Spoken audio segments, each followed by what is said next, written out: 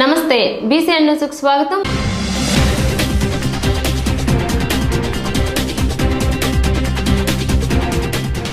సార్వత్రిక ఎన్నికలు సమీపిస్తున్న తరుణంలో గూడూరు తెలుగుదేశం పార్టీలో అసమ్మతి సెగలు పడగవిప్పుతున్నట్లు తెలుస్తుంది. ముఖ్యంగా వాకాడు మండల తెలుగుదేశం పార్టీ నాయకుల మధ్య సమన్వయం లేకపోవడంతో నాయకులు ఒకరి తర్వాత ఒకరుగా పార్టీకి రాజీనామా చేస్తున్న పరంపర కొనసాగుతుంది. ఇటీవల మండల పార్టీ అధ్యక్షులు దువ్వూరు అజిత్ కుమార్ రెడ్డి పార్టీకి పదవికి రాజీనామా చేసిన విషయం తెలిసిందే. అయితే నేడు అదే కోవలో మండల అధికార ప్రతినిధి గంగనపాలెంకు చెందిన మారంరెడ్డి కిరణ్ కుమార్ రెడ్డి తన బూత్ కన్వీనర్ హోదాకు రాజీనామా చేయడం మండలంలో చర్చనీయాంశమైంది. పదవులను, పార్టీ అధికారాన్ని ఏమాత్రం ఆశించకుండా ప్రజా జీవితంలో మమేకమై మంత్రులకు, పార్టీ పెద్దలకు సుపరిచితునిగా ఉన్న కిరణ్ రెడ్డి పార్టీలోని కొందరు నాయకుల పనితీరు పట్ల అసంతృప్తిగా ఉన్నట్లు తెలుస్తుంది.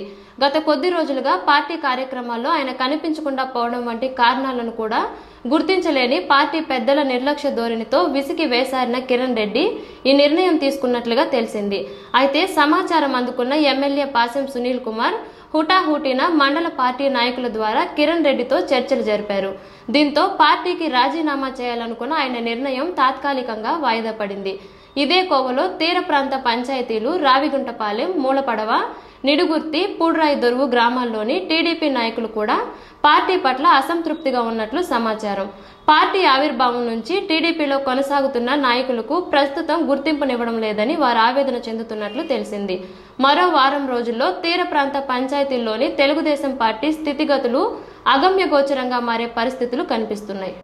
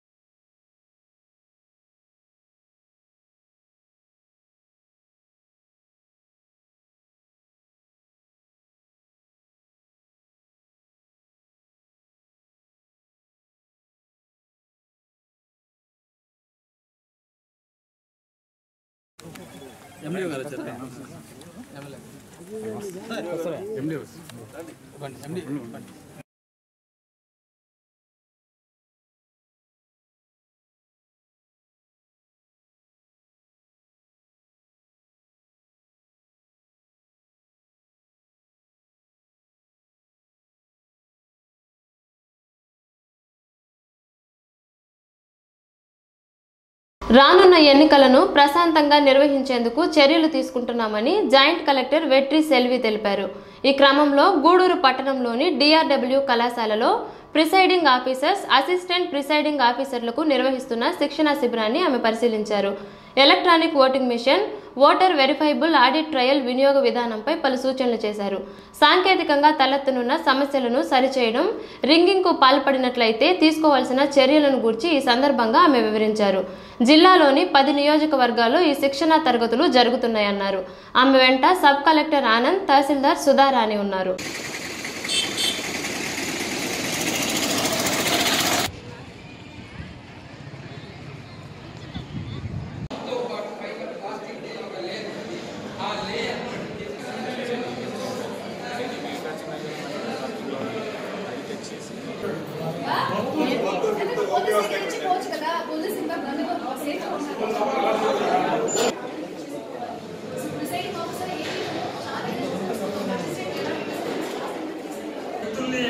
అసిస్ట్ చేయమని పక్కన చెప్తున్నాం. ఏజెంట్ కొంతమంది అయితే ఏమన్నారంటే సార్ మేము వాళ్ళ పక్కన ఇందులో ఇంకా ఉన్నప్పుడు ముందు బైపాస్ చేయడానికి లేదని రికార్డ్ చేసుకుంటున్న వాళ్ళు మీరు చదివి చూపించాలి. For everything is line so black and white everything is registered కాబట్టి వీధి ఎన్ని పార్ట్లు ఉంటాయి? 4 parts. 3 parts 4 parts. So control ఏంటంటే somebody is going to control. ఎవరు కంట్రోల్ చేస్తారు కానీ అందరూ టీచర్స్. సో వీధి పార్ట్ అంటే ఏమని ఫస్ట్ ఎక్స్పాన్షన్ తెలుసుకోండి. సో వీధి పార్ట్ మీరు బటన్ ప్రెస్ చేసిన తర్వాత ఓటర్ క్యాన్ సీ చేసినప్పుడు సో మనం ఎవరికి ఓట్ చేసామని చెక్ చేసుకోవచ్చు. అది కొత్తగా మనకి ఇంట్రొడ్యూస్ చేసిన సిస్టమ్ ఇది. లేదంటే మొత్తం మార్చారా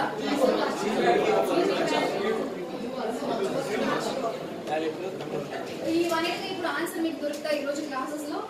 protect your self, protect EVM, ఆ తర్వాత మీరు ఇన్సిడెంట్ రాయడం అవన్నీ మీకు టైం ఉందంటే చేసుకోండి. ఆల్మోస్ట్ మన జిల్లాలో ఉన్న 10 కాన్స్టిట్యువెన్సీలో వాళ్ళ డెసిగ్నేటెడ్ ప్లేసెస్లో ట్రైనింగ్ ఇవ్వడం జరుగుతుంది. బిఫోర్ ర్యాండమైజేషన్ పీఓ ఏపీఓలు ఎవరు అవుతారో ఫ్యూచర్లో వాళ్ళకి ఒక ప్రిలిమినరీ ట్రైనింగ్ ఇవ్వడం జరుగుతుంది. పీఓస్ బుక్లు కూడా డిస్ట్రిబ్యూట్ చేస్తున్నాము.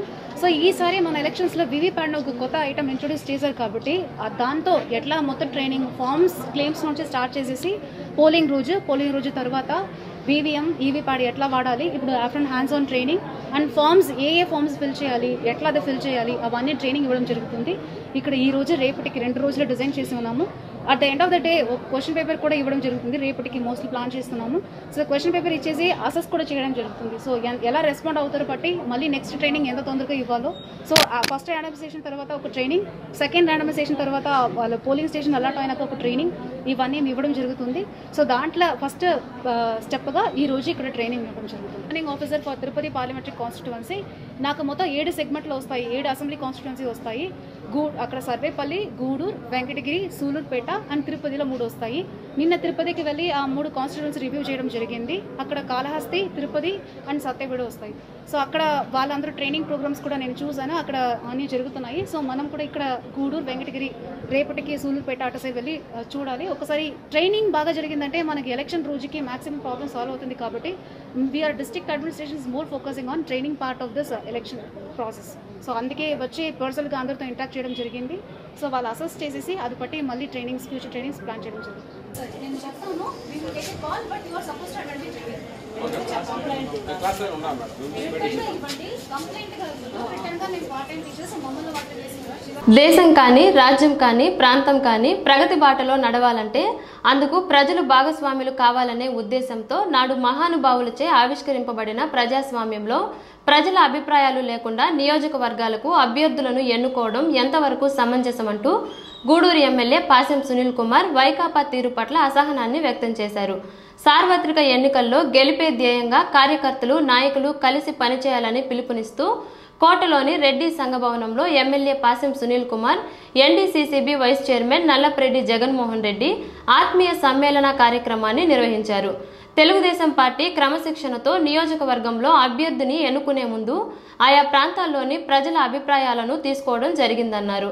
ఈ కార్యక్రమంలో పరిశీలకులు బాలాజీ నాయుడు, మద్దాలి సర్వోత్తం రెడ్డి, జలీల్ బాషా, దేవారెడ్డి మనోజ్ రెడ్డి, మధు యాదవ్ తదితరులు పాల్గొన్నారు.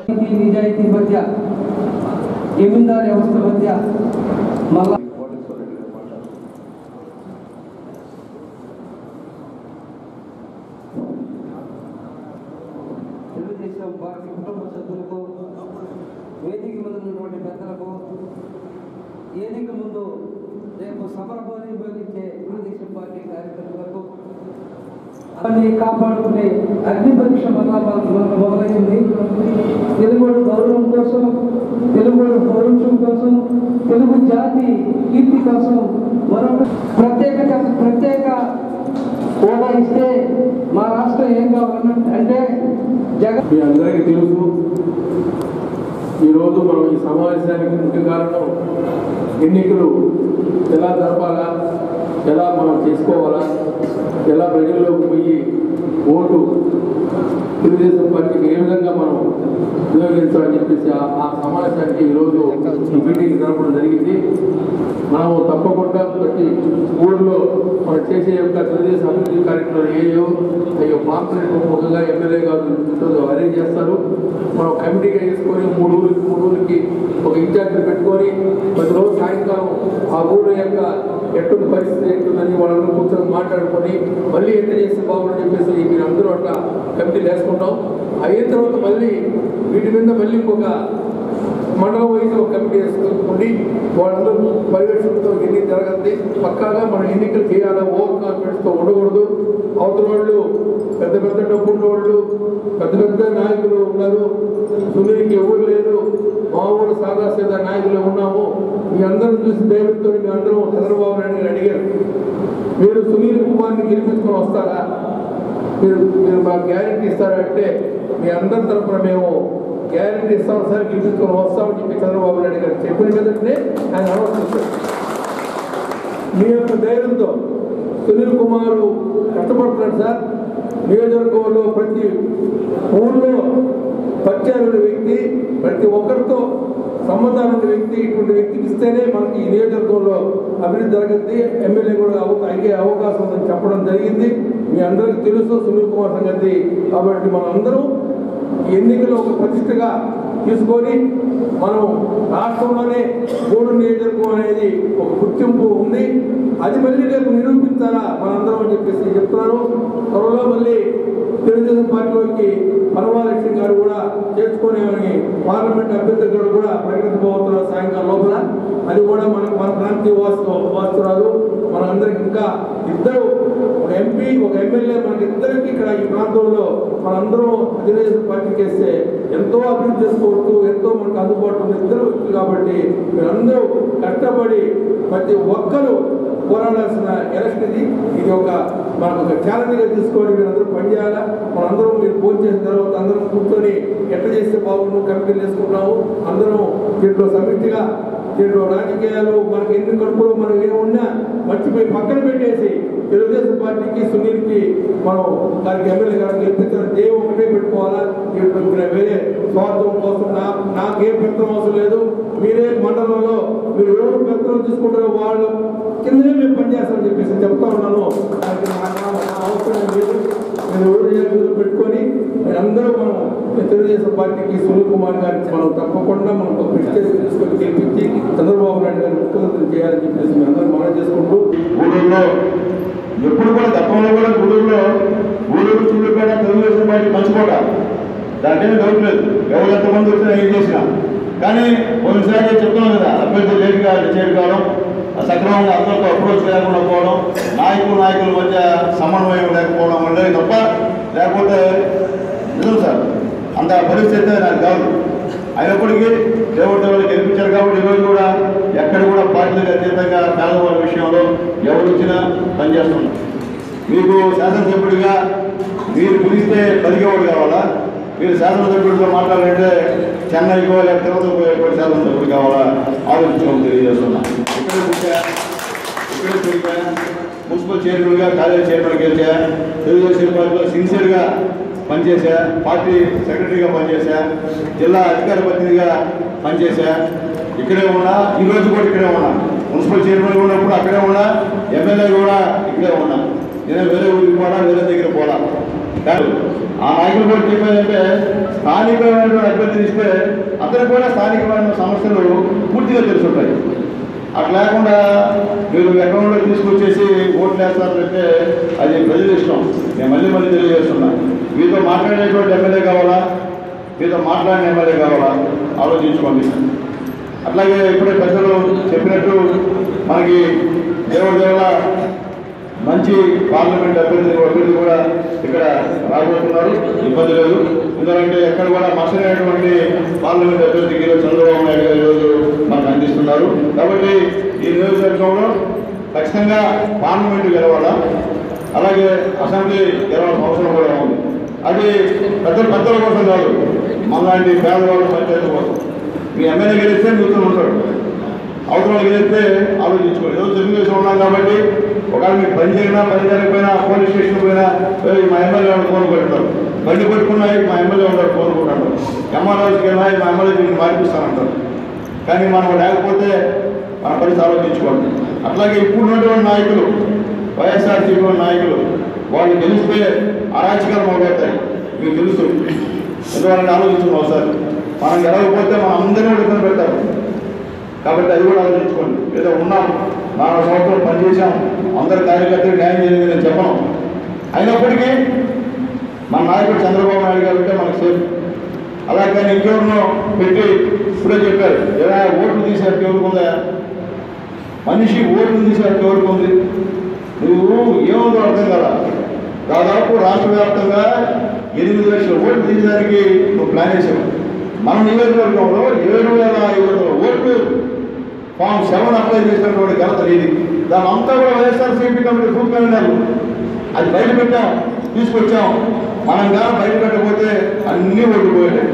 అంటే తెలుగుదేశం పార్టీ నువ్వు వార్డు కమిటీ సభ్యుడైతే నీ ఇంట్లో మీ అమ్మ ఓటు, మీ నాయన హైదరాబాద్ లోటస్ ఫోన్లో కూర్చొని ఈ పక్క ఫోన్లో కేసీఆర్తో, ఈ పక్క ఫోన్లో అమిత్ షా మోడీతో మాట్లాడుతూ నువ్వు టికెట్ డిసైడ్ చేస్తున్నావు. మాకు ఆ పరిస్థితి కాదు. ప్రజలకి నేరుగా ఫోన్ చేస్తున్నాడు. మీ ఎమ్మెల్యే సునీల్ కుమార్ పనితీరు బాగుండే బాగాలేదా, బాగలేకపోతే 1 ఒప్పండి, బాగుంటే 2 ఒప్పండి, కన్ఫ్యూజ్ చేస్తున్నాం. మళ్ళీ 2 సార్లు కన్ఫ్యూజ్. అంటే ఏం దెబ్బకి ఎవరైనా చెప్పి ఒకటే నొక్కిస్తారని ఉద్దేశంతో మీ దగ్గర నుంచే సర్వే ద్వారా తీసుకొస్తున్నాం. అవతల అభ్యర్థి సర్వే ఉందా? అవతల అభ్యర్థి ముందు అవతల పార్టీ అడుగుతున్నారా? ఎమ్మెల్యే టికెట్ కావాలంటే, ఎమ్మెల్యే గెలవాలంటే ప్రజాభిప్రాయం లేకుండా ఎమ్మెల్యే టికెట్ వద్దా? మీరు ఆలోచించండి.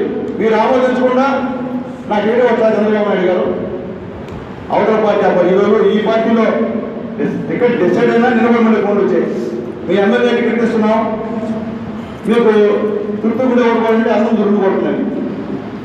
అవతల ఉందా? అవతల కార్యకర్తలు అడిగారా? అభ్యర్థి డిసైడ్ చేసినప్పుడు ఎట్లయితే నాయకులు అడిగారా? నాయకులు కూడా కదా ఏకఛత్రాది పద్ధతిలో 4 తలుపులు వేసుకొని అంతా మొత్తం ఏలం పాట. నువ్వు 10 కోట్లు చూపిస్తావా, 20 కోట్లు చూపిస్తావా, 30 కోట్లు చూపిస్తావా? ఎస్సీని ఏలం పాట ఎంత అన్యాయం అండి.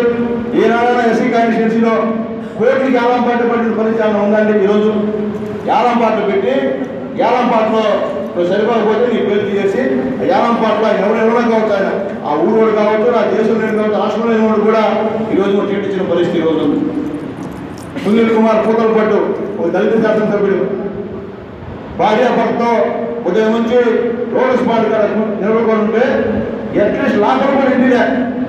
నువ్వు టికెట్ ఇంటికి పోయినావు, పిలిచి నాయన నీ టికెట్ ఇవ్వము, నీకేదో పార్టీలో గుర్తిపిస్తాంలే అని చెప్పి పంపించాలి. భార్య అతను ఎండలో కూర్చోబెట్టి అట్లీస్ట్ లాభం కూడా పిలవకుండా తలుపులు వేసినటువంటి ఘటన చరిత్రలో ఏ పార్టీలో ఉందా? ఈరోజు మనకు కూడా నేను కూడా చెప్తున్నా, పార్టీ అప్లై చేసినప్పుడు ముఖ్యమంత్రి గారు పిలిపించి చెప్తున్నారు, అయ్యా నీకు వేరే దగ్గర గుర్తింపు ఇస్తామని పదవి ఇస్తాం, ఇష్టమైన నవ్వు చేసిపోతాం, దాంట్లో ఇవ్వలేదు. అట్లా లేకుండా నువ్వు ఇంకా ఎమ్మెల్యే పోతావు, ఇంకా అవతల గెలిస్తే ఎమ్మెల్యే పోతుంది, ఇంకా ఎమ్మెల్యే ఆ ఎమ్మెల్యే నువ్వు లాభాలు దళిత ఎమ్మెల్యే నువ్వు లాభాలు లేదంటే ఎంత అన్యాయం, ఎంత అవమానం ఒకసారి ఆలోచించుకోమని నేను తెలియజేస్తున్నాను. అటువంటి పరిస్థితి ఈరోజు వైఎస్ఆర్ కాంగ్రెస్ పార్టీలో ఉంది. అటువంటి పార్టీలో గెలిస్తే మన పరిస్థితులను మీరు కూడా ఆలోచించుకోమని నేను తెలియజేస్తున్నాను. ఎందుకంటే ఈరోజు ఏ పార్టీకైనా దళితులు పట్టుకోమ, అలాంటి దళిత ఎమ్మెల్యేని మీరు బయట పెట్టి ఛేదించుకున్నారంటే అంతకన్నా మీ పార్టీలో దళితులకు ఎక్కడ న్యాయం తెలియజేస్తున్నాను. ఈరోజు దాదాపు నియోజకవర్గంలో 90,000 మంది దళితులు ఉన్నారు. ఈరోజు దళిత ఎమ్మెల్యేని బయట పెట్టామంటే చూసుకుంటున్నారు మీరు. ఒకవేళ మీ వెనకాల తిరుగుతున్నా ఖచ్చితంగా గుర్తొస్తున్నా, అందరూ సెక్రటరీకి వస్తుంది, గుర్తుపెట్టుకోండి.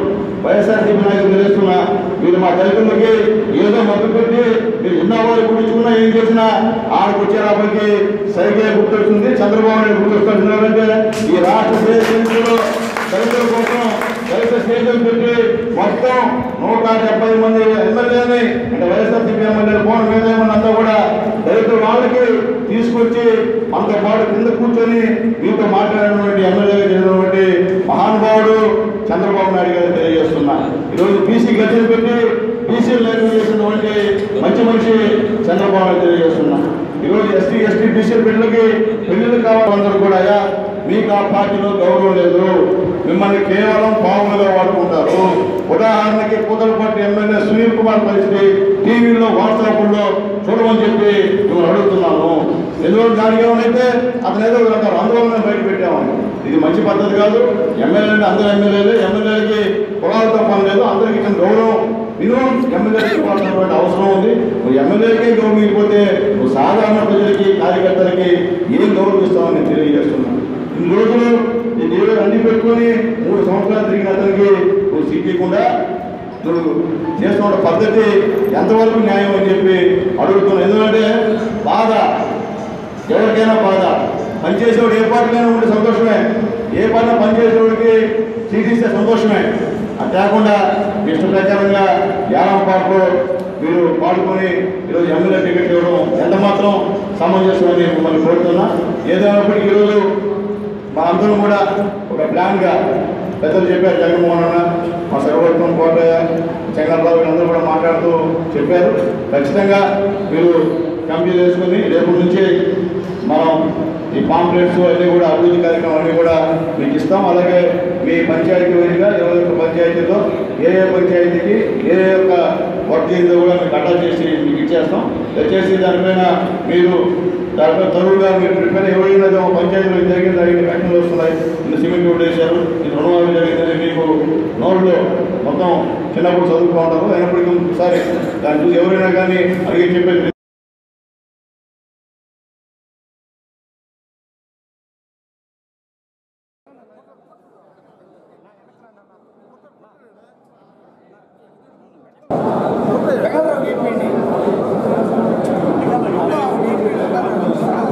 ఎన్నికల నియమావళిని అమలు చేయడంలో నిర్లక్ష్యం వహించిన గూడూరు ఎంపీడీఓ ఇందిరాను సస్పెండ్ చేస్తున్నట్లు జిల్లా ఎన్నికల సంఘం అధికారి కలెక్టర్ ముత్యాల రాజు నుంచి ఆదేశాలు జారీ అయ్యాయి. ఎన్నికల ఫిర్యాదులకు సంబంధించిన సి విజిల్కు ఫిర్యాదు అందిన 100 గంటల్లోగా ఫ్లయింగ్ స్క్వాడ్ వాటిని పరిష్కరించాల్సి ఉంది. అయితే ఫిర్యాదులపై చర్చించేందుకు ఫ్లయింగ్ స్క్వాడ్ ఎంపీడీఓను సంప్రదించేందుకు ప్రయత్నించగా ఆమె అందుబాటులో లేకపోవడంతో ఎన్నికల నిబంధన ఉల్లంఘనపై జిల్లా కలెక్టర్ ఆమెను సస్పెండ్ చేశారు.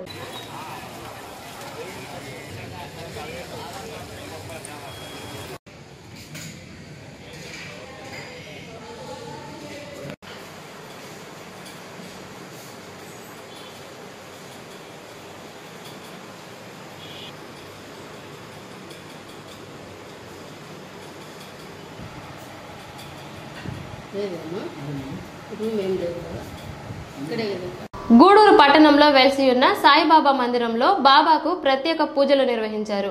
ఈ సందర్భంగా బాబాను దర్శించుకున్న భక్తులు తీర్థ ప్రసాదాలు స్వీకరించారు. అనంతరం ఆలయ ప్రాంగణంలో నిర్వహించిన అన్నదాన కార్యక్రమానికి భక్తులు అధిక సంఖ్యలో పాల్గొన్నారు.